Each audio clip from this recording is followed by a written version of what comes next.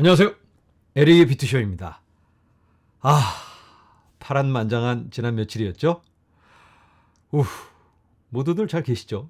이 영상을 보고 계시는 분들은 뭐 잘 계시니까 제 영상을 지금 보고 계시겠죠?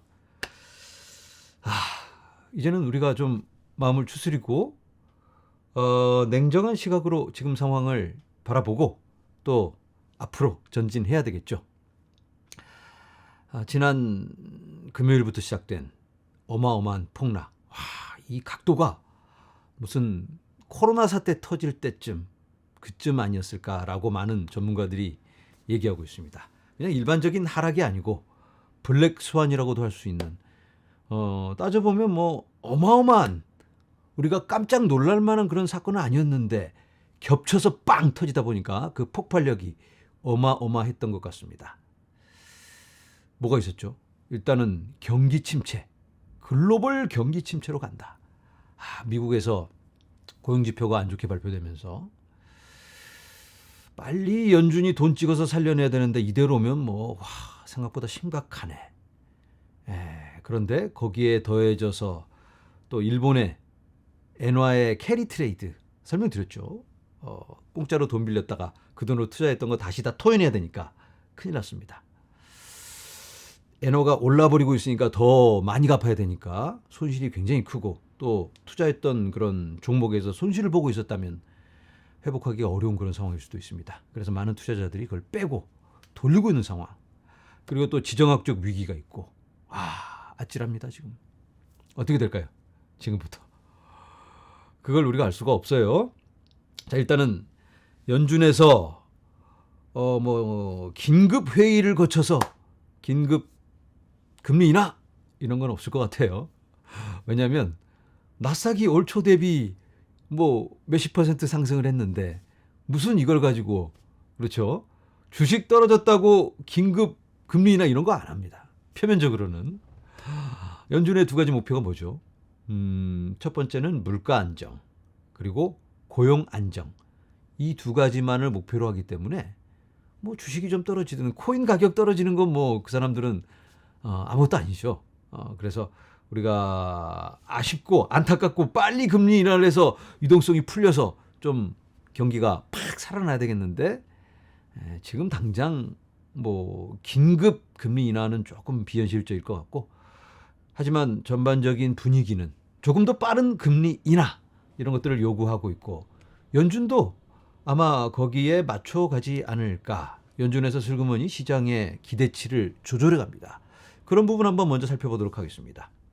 자, 9월 금리 인하에 대한 시장의 기대치입니다. 0.25%가 34.5%, 0.5% 인하가 65.5%, 9월에 0.5% 인하, 그리고는 0.25, 0.25, 0.25, 0.25, 0.25 이렇게 지속적인 금리 인하를 시장은 예상하고 있다. 자, 비트코인 현물 ETF 상황 한번 살펴보도록 하겠습니다. 오늘 블랙록이 제로, 어제도 제로, 피델리티가 6,400만 달러 유출, 어제는 5,800만 달러 유출, 비트와이즈 제로, 어제는 290만 달러 유입, 아크인베스트 오늘 2,800만 달러 유출, 어제는 6,900만 달러 유출. 나머지 친구들은 그다지 큰 움직임은 없고요. 그레이스케일이 3,200만 달러 유출, 어제는 6,900만 달러 유출. 그래서 합산을 해보면 오늘 1억 4,800만 달러 순유출입니다. 어제는 1억 6,800만 달러 순유출. 그런데 그 무시무시한 폭락 상황에서 이 정도면 굉장히 좋은 성적이라고 볼 수 있죠. 역시 ETF 투자자들은 스트롱 핸드, 다이아몬드 핸드다. 특히나 블랙록은 제로로 선방을 했습니다. 이제는 이더리움 현물 ETF입니다. 오늘 1억 900만 달러 유입 블랙록, 어제도 4,700만 달러 유입, 피델리티 2,200만 달러, 어제 1,600만 달러. 이더리움은 상황이 나쁘지 않아요. 그레이스케일 유출도 3,900만 달러, 4,600만 달러. 그래서 이더리움은 오늘 9,800만 달러 순유입, 어제는 4,800만 달러 순유입. 생각보다는 빠르게 정상 궤도를 찾아가고 있는 이더리움 현물 ETF입니다. 자, 이제는 미국 정치권으로 넘어가 봅니다. 화면에 보이는 카말라 해리스. 카말라 해리스가 러닝 메이트를 지명합니다. 미국 대통령 러닝 메이트로서의 왈츠라니. 미네소타주의 주지사입니다. 미네소타주의 주지사인 왈츠를 러닝 메이트로 지명을 했다. 카말라 해리스가 춤추는 걸 아주 좋아합니다. 그래서 왈츠를 선택한 게 아닐까. 죄송합니다. 쓸데없는 소리를. 어쨌든 뭐 이 왈츠는 어떤 사람일까? 팀 왈츠. 이 사람은 기존 금융 시스템의 안정성을 보장하기 위해서 엄격한 암호화폐 규정을 옹호했습니다. 아니, 약간은 반암호화폐적인 인물이에요. 우리가 기대했던 것과는 살짝 다른 방향으로 가고 있습니다. 카말라 해리스. 잘못된 길로 가고 있는 게 아닐까. 이 사람이 왜 이제 와서 암호화폐 쪽으로 돌아서기에는 너무 이제는 때가 늦어버렸다고 판단한 건지 아니면 또 다른 전략이 있는 건지 그건 알 수 없지만 일단은 표면적으로 이렇게 반암호화폐적인 인물을 선택했습니다. 자, 그래도 옆에서 도와줄 수 있는 어떤 단체라든가 조언을 해줄 수 있는 고문들, 이런 사람들은 친암호화폐 인물들이 간간히 섞여 있거나 달라붙고 있습니다. 달라붙고 있어요. 자, 화면에 보이는 전 리플 이사회 멤버, 현재는 바이든의 고문으로 활동하고 있는 진 스펄링이라는 사람이 있습니다. 이 남자인데 해리스 캠페인에 참여하도록 하겠다라고 밝히고 있습니다. 이 사람은 빌 클린턴 대통령과 버락 오바마 대통령 하에서 봉사한 후 2015년에 리플 이사회에 합류했습니다. 조 바이든 대통령의 선임 경제 고문 중 한 명이며 리플랩스 이사회의 전 구성원, 이 진 스펄링이란 이 사람이 백악관을 떠나 카말라 해리스 2024 대통령 캠페인에 참여할 것입니다. 그리고 바이낸스의 글로벌 자문위원회의 전 멤버인 데이비드 플로프, 이 사람도 해리스 캠페인에 지원을 하겠다라고 밝히고 있고요. 달라스 매브릭의 마크 큐반, 굉장히 유명한 사람이죠. 암호화폐 인물인데 이 사람은 민주당 지지자입니다. 이 사람이 이런 단체를 만듭니다. 해리스를 위한 크립토 옹호자.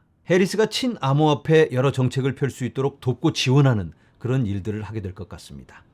자, 여기에 지지 않겠다는 듯 트럼프 쪽에서도 움직임이 포착되고 있는데요. 트럼프의 두 아들들이 나서고 있습니다. 먼저 둘째 아들 에릭 트럼프. 나는 크립토, 디파이와 진정으로 사랑에 빠졌습니다. 큰 발표를 지켜봐 주십시오. 오, 큰 발표! 설마 본인이 개인적인 큰 발표를 하는 건 아닐 테고 도널드 트럼프의 캠페인 차원에서 뭔가 큰 발표를 하게 되지 않을까, 이런 기대가 있습니다. 그리고 첫째 아들이 거기에 이렇게 화답합니다. 큰 일이 오고 있습니다. 이것은 미래입니다.